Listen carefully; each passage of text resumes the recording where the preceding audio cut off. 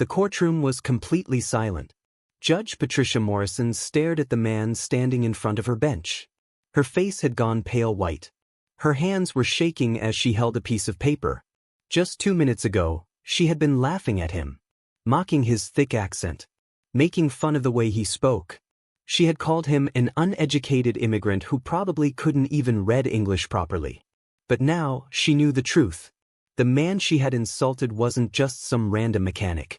He was Marcus Chen, the billionaire who owned the company that made almost every important part for Tesla cars. His company was worth $12 billion. He had contracts with every major car company in America. And she had just humiliated him in front of a packed courtroom. Marcus stood there quietly, watching her face change colors. He didn't smile. He didn't gloat. He just waited. Judge Morrison's career was about to explode into 1,000,000 pieces, and everyone in that courtroom knew it. The reporters in the back row were already typing on their phones. This would be on the news in less than an hour. But how did a powerful judge make such a terrible mistake? How did she not know who Marcus Chen was? To understand that, we need to go back 3 months earlier, to where this whole story began. Marcus Chen woke up at 5 in the morning, just like he did every single day. He lived in a small apartment above his mechanic shop in Detroit. The apartment wasn't fancy. It had 1 bedroom, a tiny kitchen, and a bathroom that needed fixing. People always asked Marcus the same question. Why do you still live like this? You're a billionaire. You could buy a mansion. You could live anywhere in the world. Marcus always gave them the same answer. This is where I started. This is who I am. His mechanic shop was called Chen's Auto Repair. It was a small building with red brick walls and a garage door that squeaked when it opened. Marcus had bought this place 25 years ago when he first came to America from China. Back then, he had nothing. Just $200 in his pocket and a dream to build something with his own hands. Now, he owned one of the biggest manufacturing companies in the country. But nobody knew that when they walked into his little shop. They just saw a mechanic with grease on his hands and an accent that made some people treat him like he was stupid. Marcus didn't mind. He actually liked it that way. On this particular morning, Marcus was working on an old Ford truck. The owner was a young woman named Sarah Mitchell. She was a single mother with 2 kids, and she needed her truck to get to work. Sarah walked into the shop at 8 o'clock. She looked worried. "Mr. Chen, please tell me it's not expensive," she said. "I only have $300 saved up." Marcus wiped his hands on a rag. "The problem is your transmission. It needs a new part." Sarah's face fell. "How much?" "The part costs $800, Marcus said. Tears filled Sarah's eyes. "I don't have that much. I can't lose this truck. I'll lose my job if I can't drive to work." Marcus pretended to think about it, but he had already made his decision the moment she walked in. "Tell you what," he said. "I have an old part in the back that will work just fine. I'll charge you $200 for everything. Parts and labor." Sarah's mouth dropped open. "Really? Are you sure?" Marcus nodded. "Your truck will be ready by tomorrow afternoon." Sarah hugged him and left with tears of happiness in her eyes. This was who Marcus really was. He made billions of dollars from his manufacturing company, but he still ran this small shop where he helped people who were struggling. He charged them almost nothing. Sometimes he didn't charge them at all. His assistant, Tommy, walked into the shop an hour later. Tommy was a 22-year-old kid who Marcus was training to be a mechanic. "Boss, you did it again," Tommy said, shaking his head. "You could have charged her the full price." Marcus smiled. "She needed help, Tommy. That's what we do here." Tommy grabbed a wrench and started working on a Honda in the next bay. "You know, one day people are going to figure out who you really are. You can't hide forever." Marcus shrugged. Maybe. Maybe not.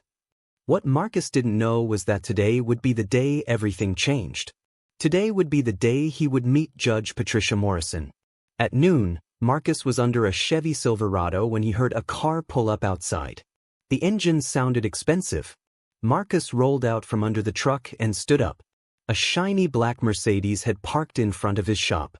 The car probably cost more than most people made in 2 years. A woman stepped out. She was wearing an expensive gray suit and high heels. Her hair was pulled back tight, and she wore glasses that probably cost more than Marcus charged for a full car repair. She looked at the shop with disgust on her face. "Is this Chen's Auto Repair?" she asked, saying the name like it tasted bad in her mouth. "Yes, ma'am," Marcus said, walking toward her. "How can I help you?"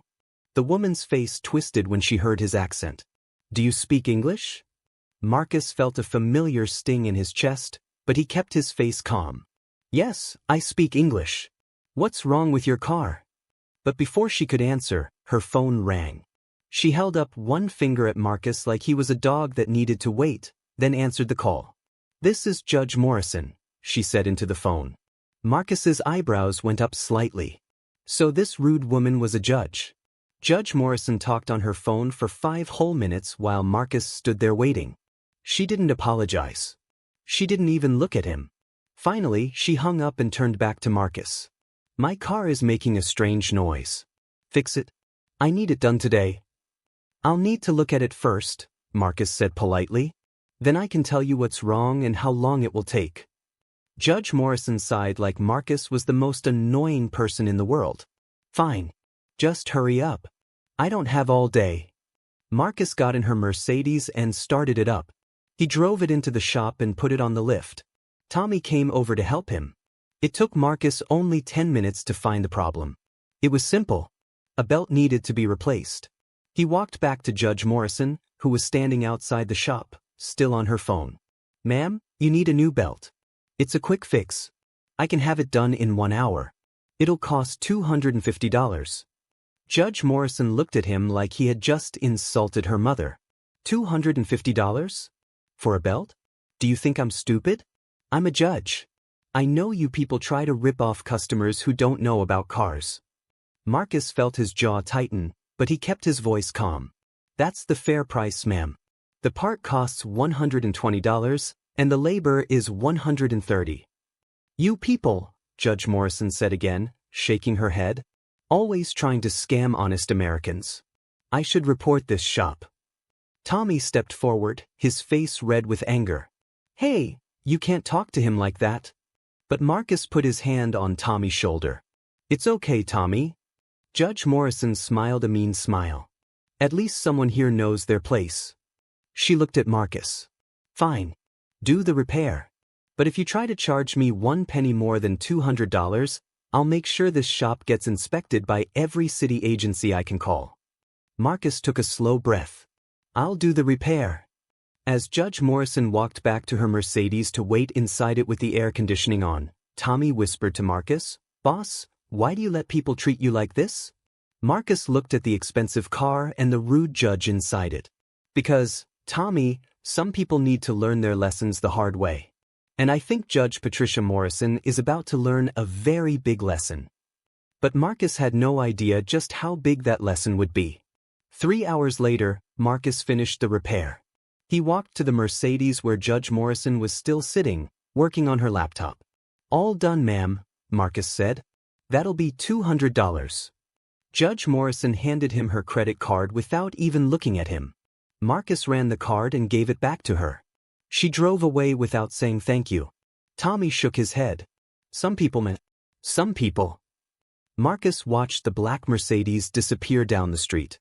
Something told him he would see Judge Patricia Morrison again very soon. He was right. 2 weeks later, Marcus got a letter in the mail. It was from the Detroit City Court. His heart dropped when he read it. Judge Patricia Morrison was suing him. She claimed that he had damaged her car during the repair.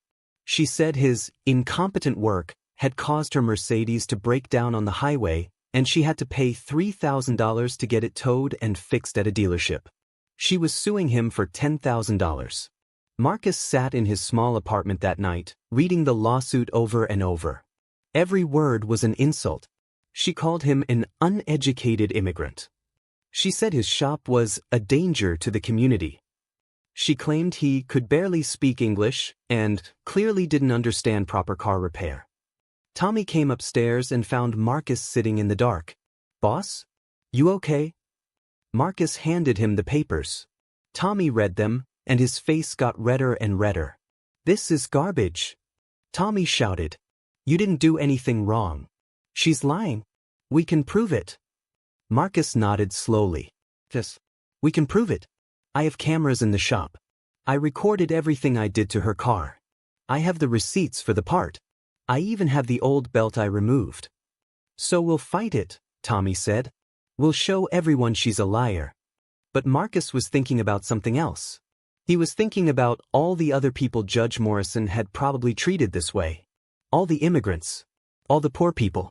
All the people who came into her courtroom and got treated like garbage just because they had an accent or didn't wear expensive clothes. No, Marcus said quietly. We won't just fight it. We're going to do something much bigger. What do you mean? Tommy asked. Marcus stood up and walked to his window. He looked out at the city lights of Detroit. Judge Morrison thinks I'm just some stupid mechanic she can push around. She thinks I'm nobody. She's about to find out who I really am. And when she does, her whole world is going to come crashing down. Tommy's eyes went wide. Boss, are you going to reveal your identity? Marcus turned and looked at Tommy. His eyes were hard and determined. On Monday, I'm going to walk into that courtroom. I'm going to let Judge Morrison insult me and mock me in front of everyone. And then, right when she thinks she's won, I'm going to show her exactly who she's been dealing with. This is going to be huge, Tommy whispered. Marcus nodded. This isn't just about me anymore, Tommy. This is about every person who's ever been treated like they're less than human just because of how they talk or where they come from. Judge Morrison picked the wrong person to mess with. The court date was set for 3 weeks from that day. Marcus spent those 3 weeks preparing. But he didn't prepare like a normal person would. He didn't hire a fancy lawyer. He didn't put on an expensive suit. Instead, he showed up to court in his normal work clothes. Blue jeans with a grease stain on them. A simple button-up shirt. Work boots that had seen better days. He wanted Judge Morrison to see exactly what she expected to see. A poor immigrant mechanic who she could crush under her heel. The morning of the trial, Marcus woke up early. He made himself coffee and looked at himself in the mirror. Today, he said to his reflection, justice gets served. He drove his old pickup truck to the courthouse. The truck was 20 years old and made noise when it turned corners. It was perfect. Marcus walked into the courthouse and found the right courtroom. It was packed. Apparently, Judge Morrison had told people about this case. She wanted an audience for her victory. Marcus saw Tommy sitting in the back row. Tommy gave him a thumbs up. Marcus sat down at the defendant's table and waited. At 9 o'clock sharp, everyone stood up. Judge Patricia Morrison walked in wearing her black robe. She looked powerful and important. She had a small smile on her face, like she was already enjoying her victory. Then she saw Marcus sitting there in his work clothes, and her smile got bigger. Please be seated, she said. Everyone sat down.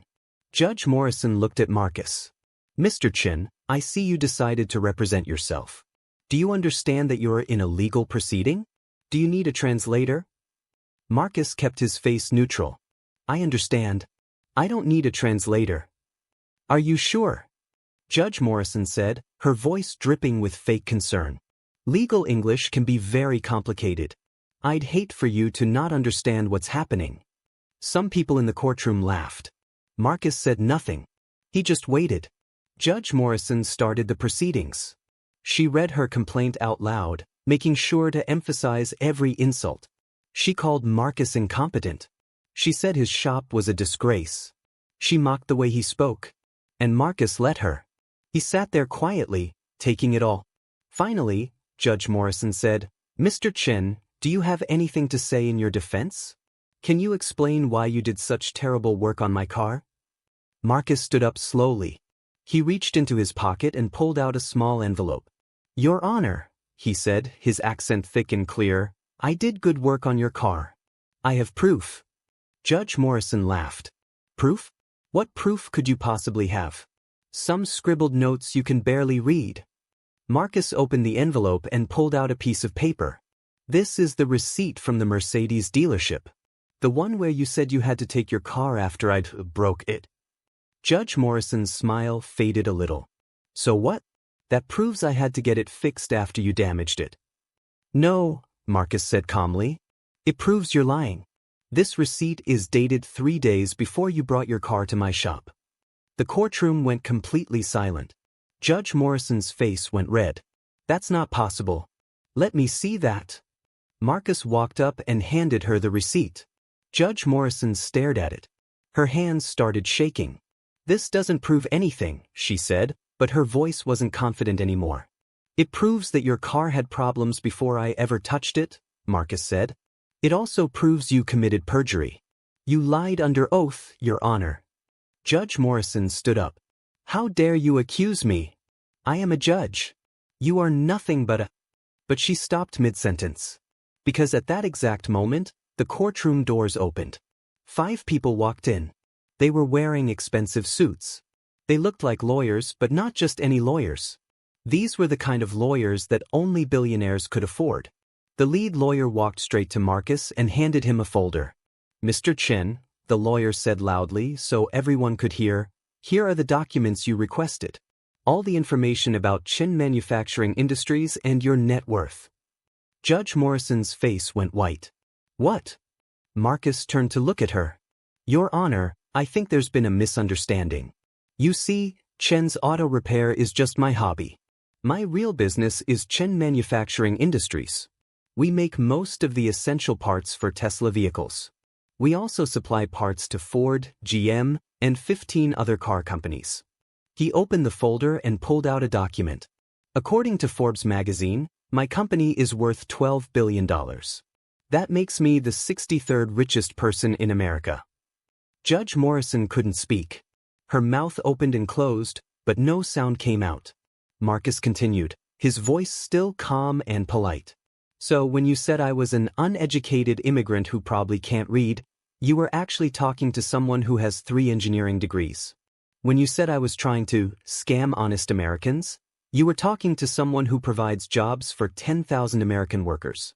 And when you mocked my accent, you were mocking someone who speaks 5 languages fluently." The whole courtroom was frozen. Nobody moved. Nobody breathed. Marcus took a step closer to Judge Morrison's bench. "But the worst part, Your Honor, isn't what you said to me. The worst part is that you've probably said these same things to hundreds of other people. People who couldn't defend themselves. People who had no power. People who you thought you could crush just because they weren't born here or they didn't sound like you." A single tear ran down Judge Morrison's face. She knew what was coming. Marcus pulled out his phone. "I have security cameras in my shop. I recorded the entire conversation we had when you came in. I recorded you calling me, you people. I recorded you threatening me. I recorded everything." He looked around the courtroom. The reporters in the back were frantically taking notes. "I'm going to release this video to the media," Marcus said. "I'm going to file a formal complaint against you. And I'm going to make sure that everyone knows what kind of person you really are." Judge Morrison collapsed back into her chair. "Please," she whispered. "Please don't." But Marcus wasn't done. He reached into his folder and pulled out another document. "I also did some research on your past cases, Your Honor. It turns out you have a pattern. In the last 5 years, you've ruled unfairly against immigrants in 73% of your cases. You've made cruel comments to defendants who had accents. You've given harsher sentences to people based on how they spoke English." He held up the document. "I've compiled all of this information. I'm sending it to the State Judicial Board. I'm also sending it to every news organization in the country." Judge Morrison stood up suddenly. Her face was bright red now, twisted with anger and fear. "You can't do this to me," she screamed. "I'm a judge. You're nobody. You're just a mechanic. You're just an immigrant." And that's when everything exploded. Judge Morrison's scream echoed through the courtroom. "You're just an immigrant." Every single person in the room gasped. A judge had just said the quiet part out loud. In front of dozens of witnesses. In front of reporters. The lead lawyer standing next to Marcus pulled out his phone and held it up. "Your Honor, I just recorded that statement. Along with everything else you said today." Judge Morrison realized what she had done. Her face went from red to completely white. She looked like she might faint. I didn't mean," she stammered. But it was too late. The reporters in the back were already running out of the courtroom, racing to be the first ones to break the story. Marcus stood there quietly, watching Judge Morrison fall apart. He didn't feel happy. He didn't feel victorious. He just felt tired. "Your Honor," Marcus said softly, "you did this to yourself." Judge Morrison sat down in her chair. She looked small now. Not powerful at all. Just a woman who had made a terrible, terrible mistake. The bailiff didn't know what to do. This had never happened before. A judge had just destroyed her own career in front of everyone. Marcus's lawyer stepped forward. "Your Honor, I'm filing a motion to dismiss this case immediately. My client has proven that you filed a fraudulent lawsuit. We're also filing a formal complaint with the Michigan Judicial Tenure Commission." Judge Morrison didn't even respond. She just stared at her desk. Marcus picked up his folder and turned to leave. But then he stopped and looked back at Judge Morrison one more time. "I hope you learned something from this," he said. "Not everyone who looks poor is powerless. Not everyone with an accent is uneducated. And not everyone who works with their hands is stupid." Then Marcus walked out of the courtroom. Tommy jumped up from his seat and followed him. Outside the courthouse, news vans were already pulling up. Reporters were shouting questions at Marcus, but his lawyers formed a wall around him and got him to his old pickup truck. As Marcus drove away, Tommy sat in the passenger seat, shaking his head in disbelief. "Boss, that was incredible. Did you see her face? Did you see how she just collapsed?" But Marcus wasn't smiling. "Tommy, I didn't want it to go this way." "What do you mean?" "She got what she deserved." Marcus sighed. "I wanted her to treat me fairly. I wanted her to look at me and see a human being, not just an immigrant mechanic. I gave her so many chances to be decent." Tommy went quiet. He understood what Marcus meant. They drove back to the shop in silence. When they arrived, there were already 3 news vans parked outside. "Oh no," Marcus muttered. A reporter ran up to his truck before he could even get out. "Mr. Chen. Mr. Chen. Is it true you're worth $12 billion? Why do you work as a mechanic? Why did you hide your identity?" Marcus held up his hand. "No comment right now. Please leave my shop alone." But more reporters came running. They surrounded his truck, shouting questions, pushing cameras in his face. Marcus felt trapped. This was exactly what he had tried to avoid for 25 years. He didn't want to be famous. He didn't want people treating him differently because he was rich. He just wanted to fix cars and help people. Tommy saw the panic in Marcus's eyes. "Boss, go inside. I'll handle this." Marcus nodded and pushed through the crowd of reporters. He got inside his shop and locked the door behind him. Through the window, he could see Tommy talking to the reporters, telling them to leave, but they wouldn't go away. Marcus pulled out his phone. It was already blowing up with notifications. Text messages, emails, calls from numbers he didn't recognize. The story was spreading fast. Within an hour, it was on every major news website. Billionaire disguised as mechanic exposes racist judge. Judge Morrison caught on camera insulting immigrant businessman. Tesla parts mogul reveals identity after judge's discrimination. Marcus sat down on an old stool in his shop and put his head in his hands. His quiet life was over. Everything was about to change. His phone rang. It was a number he recognized. Robert Hayes, the CEO of Tesla Motors. Marcus answered. "Hello. Marcus. I just saw the news. Are you okay?" Robert sounded genuinely concerned. "I'm fine, Robert. Just overwhelmed. Listen, we need to talk. This situation with Judge Morrison, it's bigger than you think. She's ruled on some cases involving our company too. Cases we lost. Cases that never made sense." Marcus sat up straight. "What are you saying?" "I'm saying you might have just uncovered something huge. Judge Morrison might have been corrupt for years. And now that you've exposed her, other people are going to start coming forward with their stories." Marcus felt his stomach drop. "Oh no." "Oh yes," Robert said. "Marcus, you just kicked over a hornet's nest. Judge Morrison isn't going down alone. She's going to fight back. And she's going to fight dirty." As if on cue, Marcus heard a loud bang outside. He looked out the window and saw that someone had thrown a rock through the windshield of one of the cars in his lot. A car that belonged to Sarah Mitchell. the single mother he had helped just a few weeks ago. Tommy came running in. "Boss, someone just attacked Sarah's truck. And there's more people gathering outside. They don't look friendly." Marcus looked out the window again. A group of about 20 people were standing across the street. Some of them were holding signs. "Go back to where you came from. Fake American. Stop trying to destroy our judges." Marcus couldn't believe what he was seeing. Somehow, in just 2 hours, Judge Morrison's supporters had organized a protest against him. "How is this possible?" Tommy asked, his voice shaking. Marcus understood immediately. Judge Morrison must have called someone. "She's making me look like the bad guy. She's turning this around." His phone buzzed. It was a news alert. Judge Morrison releases statement. Claims billionaire mechanic tried to bribe and blackmail her. Marcus's hands started shaking as he read the article.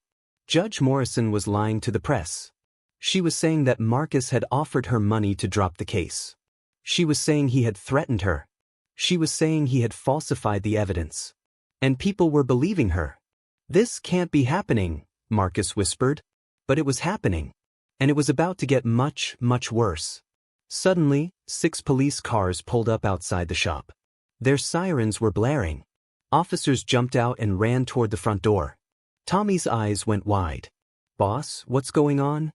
Before Marcus could answer, the police started banging on the door. "Marcus Chen, open up. We have a warrant for your arrest." Marcus opened the door slowly. 6 police officers stood outside with their hands on their guns. "Marcus Chen, you're under arrest for bribery, blackmail, and intimidation of a court official," the lead officer said. "What? That's insane!" Tommy shouted. "He didn't do anything." The officer ignored Tommy. "Mr. Chen, put your hands behind your back." Marcus did what he was told. He felt the cold metal handcuffs click around his wrists. This couldn't be real. This had to be a nightmare. The protesters across the street started cheering as the police walked Marcus to their car. Cameras flashed everywhere. The reporters were eating this up. "Mr. Chen, did you try to bribe Judge Morrison? Mr. Chen, are you using your money to escape justice? Mr. Chen, should immigrants like you even be allowed to own businesses?" Marcus said nothing. His lawyers had taught him well. Never talk to the media without preparation. They put him in the back of the police car. As they drove away, Marcus looked back at his shop. Tommy was standing in the doorway, looking terrified and helpless. The police took Marcus to the downtown Detroit police station. They put him in a small interrogation room and left him there for 3 hours.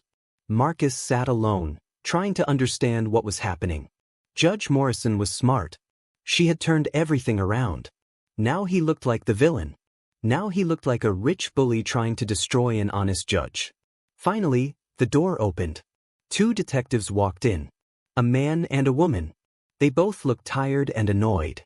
"Mr. Chen, I'm Detective Rodriguez and this is Detective Park," the man said. "We need to ask you some questions." "I want my lawyer," Marcus said quietly. Detective Rodriguez nodded. "That's your right. But I'll be honest with you. This doesn't look good."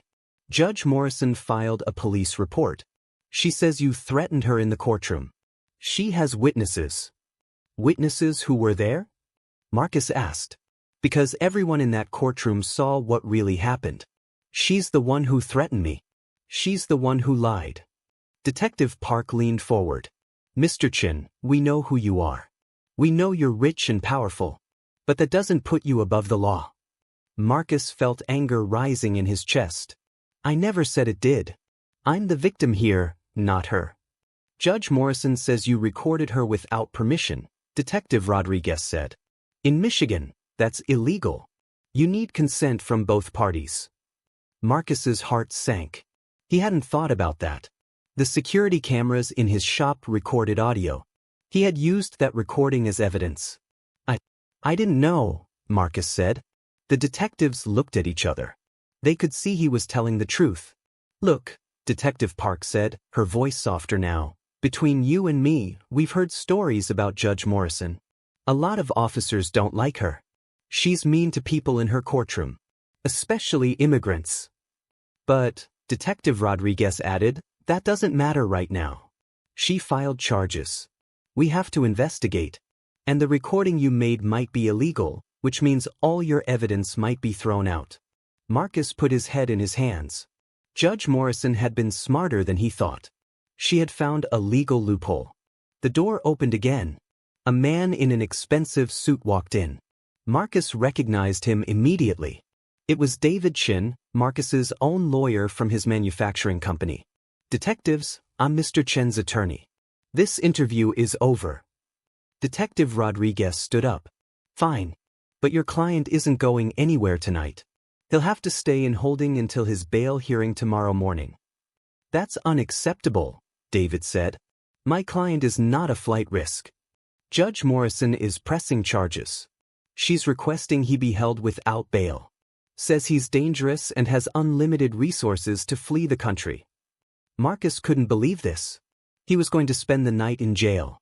David looked at Marcus. Don't say anything to anyone. I'll get you out tomorrow. I promise. They took Marcus to a holding cell. It was small and cold and smelled like bleach. There were 3 other men in the cell, all sleeping on metal benches. Marcus sat down in the corner and closed his eyes. How had this happened? 24 hours ago, he was just a mechanic fixing cars. Now he was in jail, accused of crimes he didn't commit. He thought about calling his manufacturing company. He could have his people fix this. He had connections. He had power. But using that power was exactly what Judge Morrison wanted. She wanted him to look like a bully who used money to get his way. Marcus had to play this smart. He spent the night in that cell, barely sleeping. Every time he closed his eyes, he saw Judge Morrison's face, smiling as she destroyed his life. The next morning, they took Marcus to the courthouse for his bail hearing. He was wearing handcuffs and an orange jumpsuit. The reporters went crazy when they saw him. The hearing was in front of Judge William Carter, an old man with gray hair and kind eyes. Marcus hoped he would be fair. David stood up. Your Honor, my client is a respected businessman. He has no criminal record. He's not a flight risk. We request he be released on his own recognizance. The prosecutor, a young woman named Jennifer Walsh, stood up. Your Honor, the defendant is accused of threatening and attempting to bribe a sitting judge. He has $12 billion. He could easily flee the country and never come back. We request he be held without bail. Judge Carter looked at Marcus for a long moment. Mr. Chen, do you understand the charges against you? Yes, Your Honor. And did you threaten Judge Morrison? Marcus looked the judge straight in the eye. No, sir. I did not. She threatened me. I have proof. Proof that was obtained illegally, Jennifer Walsh interrupted. Judge Carter held up his hand. I'll decide what's legal and what's not. He looked back at Marcus. Mr. Chen, I'm going to set your bail at $5 million. You'll surrender your passport and wear an ankle monitor. You're not to leave the state of Michigan. David nodded. Thank you, Your Honor. 2 hours later, Marcus was free. David had posted bail and Marcus was standing outside the courthouse, still in his work clothes from yesterday. Tommy ran up and hugged him. Boss, are you okay? I'm fine, Tommy. Let's go home. As they walked to Tommy's car, Marcus's phone started ringing. It was a number he didn't recognize. He almost didn't answer, but something made him pick up. Hello. Mr. Chen. A woman's voice. She sounded nervous. My name is Lisa Freeman. I'm a reporter for the Detroit News. I need to talk to you. It's important. I'm not doing interviews, Marcus said. Please, just listen. I've been investigating Judge Morrison for 2 years. I have proof she's corrupt. I have documents. I have witnesses. But my editor won't let me publish the story. She's too powerful. Too protected. Marcus stopped walking. Why are you telling me this? Because you just did something nobody else has been able to do. You exposed her. You made her crack in public. Now other people are coming forward. People she's hurt. People who are ready to testify. How many people? Lisa paused. 43 people so far. And more are calling every hour. Marcus felt something shift inside him. Maybe this wasn't over. Maybe there was still a chance for justice. Meet me at my shop in 1 hour, Marcus said. Thank you, Mr. Chen. Thank you so much. Marcus hung up and looked at Tommy. This isn't over yet. What do you mean? Judge Morrison wanted a war. She's about to get one. They got in the car and drove back to the shop. When they arrived, Marcus's phone rang again. This time it was Robert Hayes from Tesla. Marcus, turn on the news. Right now. Marcus ran inside and turned on the TV in his office. Every channel was showing the same thing. Judge Patricia Morrison was holding a press conference. She was crying, real tears running down her face. I am the victim here, she sobbed into the microphone. Mr. Chen used his wealth and power to try to destroy me because I dared to stand up to him. He thinks he can buy justice. But he can't. I will fight him with everything I have. Behind her stood dozens of people. Other judges, lawyers, politicians, all nodding and looking serious. I have the support of the entire legal community, Judge Morrison continued. Mr. Chen will face justice for what he's done. I promise you that. The crowd behind her applauded. Marcus felt sick. She was winning. She had turned herself into a hero and him into a monster. Tommy looked at Marcus with fear in his eyes. Boss, what do we do now? Before Marcus could answer, there was a loud crash. The front window of the shop exploded inward. Glass flew everywhere. A brick landed on the floor with a note tied to it. Tommy picked up the brick with shaking hands and read the note out loud. Go back to China. We don't want you here. Marcus stood there, staring at the broken glass, at the hateful note, at the crowd gathering outside his shop again. Everything he had built, everything he had worked for. It was all falling apart. And then his phone rang one more time. It was a blocked number. Marcus answered it. A deep voice spoke, cold and threatening. Mr. Chen, this is your only warning. Drop everything. Leave Detroit. Leave America. Or what happened to your shop today will happen to you tomorrow. And we won't miss. The line went dead. Marcus's hands were shaking so hard he almost dropped the phone.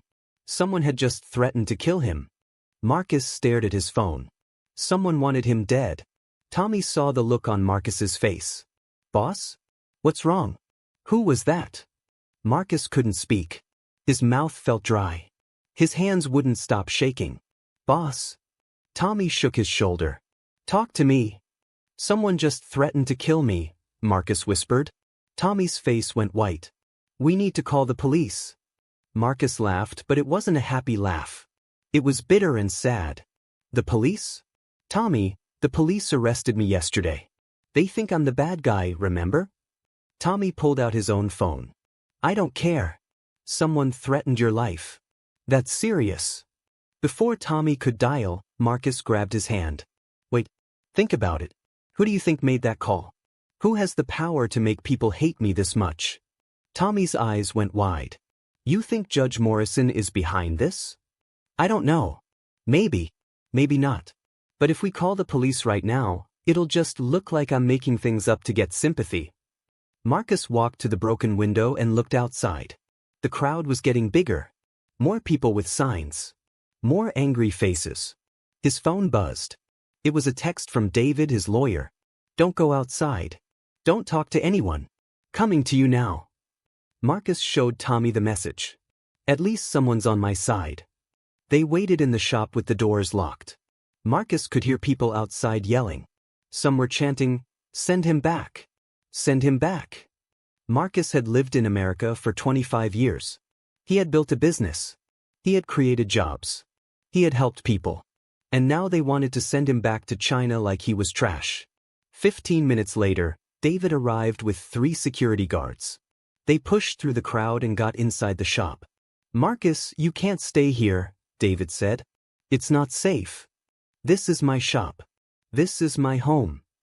Your home has a broken window and an angry mob outside. Be reasonable. Marcus wanted to argue, but David was right. He couldn't stay here. Fine. Where do I go? I've rented you a hotel room under a fake name. The security team will take you there. You'll stay until this blows over. And when will that be? Marcus asked. David didn't answer. Because they both knew the truth. This might never blow over. The security guards escorted Marcus and Tommy out the back door to an unmarked van. They drove for 30 minutes to a small hotel on the edge of the city. The room was basic but clean. One bed, a TV, a small bathroom. Marcus sat on the bed and put his head in his hands. Tommy sat next to him. "We'll figure this out, boss." "We always do." Marcus's phone rang. It was Lisa Freeman, the reporter. "Mr. Chen, I heard about the threat. Are you okay?" "How did you already know about that?" Marcus asked. "I have sources everywhere. Listen, I'm working on the story about Judge Morrison. But I need your help. I need you to go on camera. Tell your side of the story." Marcus shook his head even though she couldn't see him. "No. No interviews. It'll just make things worse. It can't get worse than it already is. You're the victim here, but nobody knows that. Judge Morrison is controlling the narrative. You need to fight back." "I tried fighting back. Look where it got me." Lisa was quiet for a moment. "Mr. Chen, I've talked to 43 people who Judge Morrison has hurt. They're ready to speak out. But they're scared. They need someone brave to go first. They need you." Marcus thought about Sarah Mitchell, the single mother whose truck he had fixed. He thought about all the other people he had helped over the years. People who worked hard but couldn't catch a break because someone in power decided they weren't worth respect. "Okay," Marcus said. "I'll do the interview. But on one condition." "What?" "You interview those 43 people too. This story isn't about me. It's about everyone Judge Morrison has hurt." "Deal," Lisa said. "I'll set it up for tomorrow morning." Marcus hung up and looked at Tommy. "I'm going to fight." Tommy smiled. "That's my boss." That night, Marcus barely slept. He kept thinking about what he would say in the interview. How he would explain everything without sounding like he was just a rich guy complaining. The next morning, Lisa arrived at the hotel with a camera crew. They set up lights and a camera in Marcus's room. "Ready?" Lisa asked. Marcus nodded. "Ready." The camera started rolling. "Mr. Chen, tell us what happened in Judge Morrison's courtroom," Lisa said. Marcus took a deep breath and told the whole story. He explained how Judge Morrison had mocked his accent. How she had called him, "you people." How she had filed a fake lawsuit. How she had lied to the police. He spoke calmly. He didn't yell. He didn't cry. He just told the truth. "Why did you hide the fact that you're a billionaire?" Lisa asked. Marcus smiled a little. "Because money doesn't make you better than anyone else. I'm the same person whether I'm fixing cars or running a company. Judge Morrison couldn't see that. She only saw an immigrant with an accent, and she treated me like garbage. What do you want people to know?" Marcus looked directly at the camera. "I want people to know that this isn't just about me. Judge Morrison has hurt hundreds of people. People who couldn't fight back. People who had no voice. I'm fighting for them. Not for myself." The interview lasted 30 minutes. When it was over, Lisa smiled. "That was perfect. This is going to air tonight on every news channel. Be ready." Lisa and her crew left. Marcus sat on the bed, exhausted. His phone rang. Unknown number again. Marcus almost didn't answer. But he did. "Hello. Mr. Chen, my name is Senator James Mitchell. I'm the head of the Michigan State Judicial Committee." Marcus sat up straight. A senator was calling him? "I saw the charges against you. I've been reviewing Judge Morrison's record. Mr. Chen, I think you're telling the truth. I think Judge Morrison is corrupt. And I want to help you prove it." Marcus couldn't believe what he was hearing. "Really? You believe me?" "I do. And I'm not the only one. We're opening a full investigation into Judge Morrison. We want you to testify." For the first time in days, Marcus felt hope. Real hope. "I'll testify. I'll tell you everything." "Good. We're scheduling a hearing for next week. Be ready. This is going to get ugly." Marcus hung up and told Tommy the good news. Tommy jumped up and cheered, but their celebration was cut short. Marcus's phone buzzed with a news alert. "Breaking: Judge Morrison hospitalized after apparent suicide attempt." Marcus's blood ran cold. He clicked on the article and read it quickly. Judge Morrison had been found unconscious in her home. Pills everywhere. A suicide note. "Oh no," Marcus whispered. No, no, no. Tommy read over his shoulder. Is she dead? The article didn't say. It just said she was in critical condition. Marcus's phone exploded with calls. David. Robert. Everyone wanted to know what was happening. But Marcus couldn't answer. He just stared at the screen. If Judge Morrison died, everyone would blame him. They would say he bullied her to death. They would say his money and power had killed her. His fight for justice would be over. He would be destroyed. Marcus's hotel room door suddenly burst open. 6 FBI agents rushed in with guns drawn. Marcus Chen, you're under arrest for conspiracy to commit murder. Marcus's hands were cuffed again. The FBI agents pushed him against the wall. You have the right to remain silent, the lead agent said. This is insane. Tommy shouted. He didn't do anything. David pushed through the door behind the FBI agents. Stop. You can't arrest him without evidence. The lead agent pulled out a document. We have evidence. Judge Morrison's suicide note specifically names Marcus Chen. She says he threatened to kill her if she didn't drop the charges. Marcus felt the world spinning. That's a lie. I never threatened her. Tell it to the judge, the agent said. They dragged Marcus out of the hotel. More cameras. More reporters. More people screaming at him. Murderer. You killed her. Monster. Marcus was thrown into the back of an FBI van. They drove him to a federal building downtown and put him in an interrogation room. This time, they left him alone for 6 hours. Marcus sat there, his mind racing. Judge Morrison had outsmarted him again. Even from a hospital bed, she was destroying him. If she died, he would go to prison for the rest of his life. Nobody would believe his story. A rich immigrant threatening a poor judge? Everyone would think he was guilty. Finally, the door opened. 2 FBI agents walked in. But they looked different than before. They looked confused. Mr. Chen, the first agent said slowly, we need to ask you about your security team. Marcus frowned. What about them? Did you hire anyone to follow Judge Morrison? No. Why would I do that? The second agent sat down. Because someone was following her. And that someone recorded everything that happened at her house last night.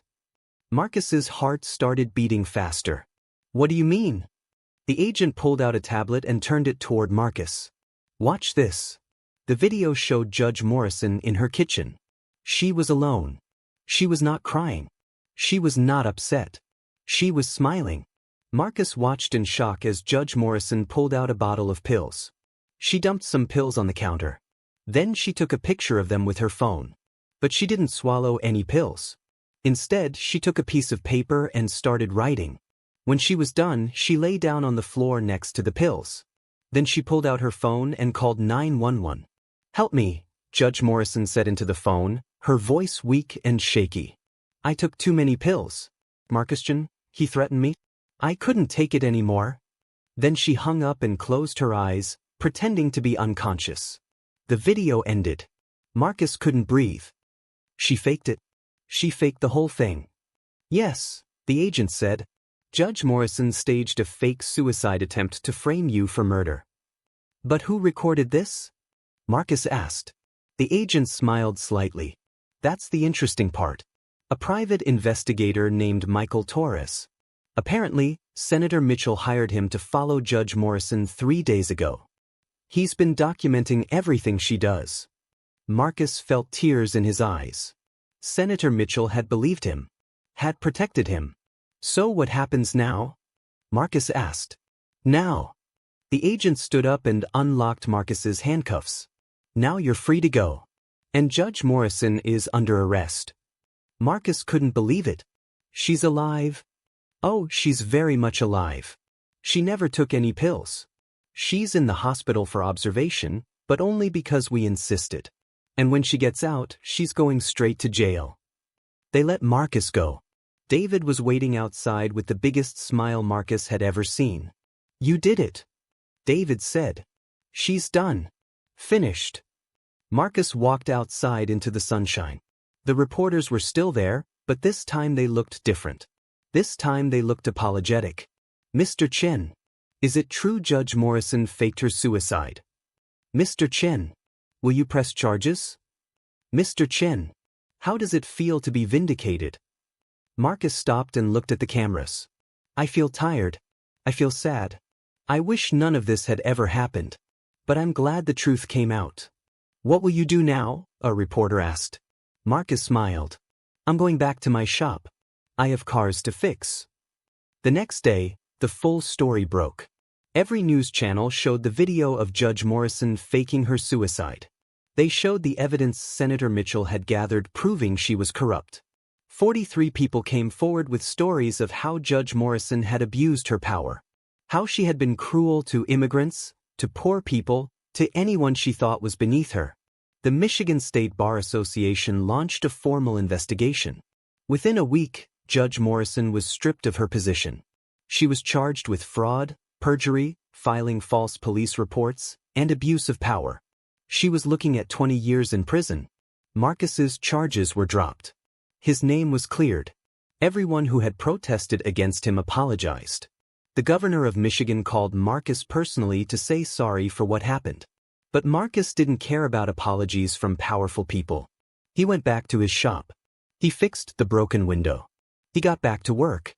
Sarah Mitchell came in one afternoon with her kids. She had heard everything on the news. Mr. Chen, she said, tears in her eyes, I can't believe what you went through. Thank you for standing up for people like me. Marcus hugged her. You don't have to thank me. I just did what was right. 2 months later, Senator Mitchell passed a new law called the Chen Act. It created a system for people to report judges who abused their power. It made sure that immigrants and poor people had protection in the courtroom. Marcus was invited to the signing ceremony, but he didn't go. He sent Tommy instead. Why don't you want to go, boss? Tommy asked. This is your law. You're a hero. Marcus smiled and wiped grease off his hands. I'm not a hero, Tommy. I'm just a mechanic who stood up for himself. Now go represent us at that ceremony. And take some pictures. Tommy left, and Marcus got back under the car he was fixing. His phone rang. It was Robert Hayes from Tesla. Marcus, I have great news. We want to give you an award at our annual gala. Recognition for everything you've done for immigrant rights and justice. Marcus laughed. Robert, I appreciate it, but no thank you. I don't need awards. Are you sure? It comes with $1 million donation to a charity of your choice. Marcus thought about it. Give the $1 million to the Legal Aid Society that helps immigrants who can't afford lawyers. But I'm not coming to the gala. Marcus, you're impossible, Robert said, but he was smiling. Marcus hung up and looked around his small shop. This was where he belonged. Not in fancy galas or award ceremonies. Just here. Fixing cars. Helping people. A young man walked into the shop. He looked nervous. He had an accent Marcus recognized immediately. Vietnamese. Excuse me, sir, the young man said. My car is broken. I don't have much money.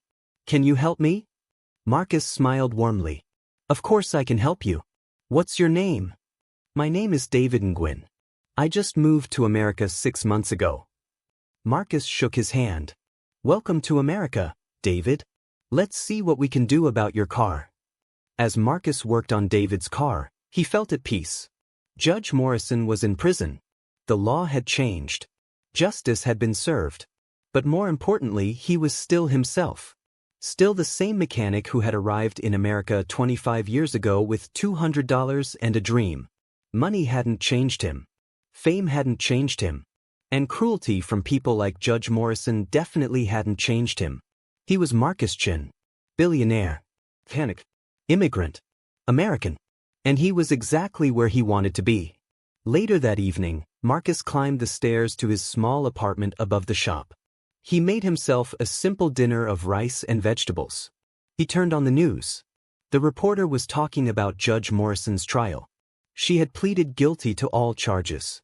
She was sentenced to 15 years in federal prison. Marcus turned off the TV. He didn't need to hear anymore. He walked to his window and looked out at the city of Detroit. The city that had given him a chance. The city he had given back to. His phone buzzed one last time. It was a text from Tommy. Boss, The ceremony was amazing. Everyone was talking about you. They called you a hero. Wish you were here. Marcus smiled and texted back, I was exactly where I needed to be. See you tomorrow morning. We have work to do. He put his phone down and went to bed. Tomorrow, there would be more cars to fix. More people to help. More lives to touch. And that was enough for Marcus Chen. That was more than enough.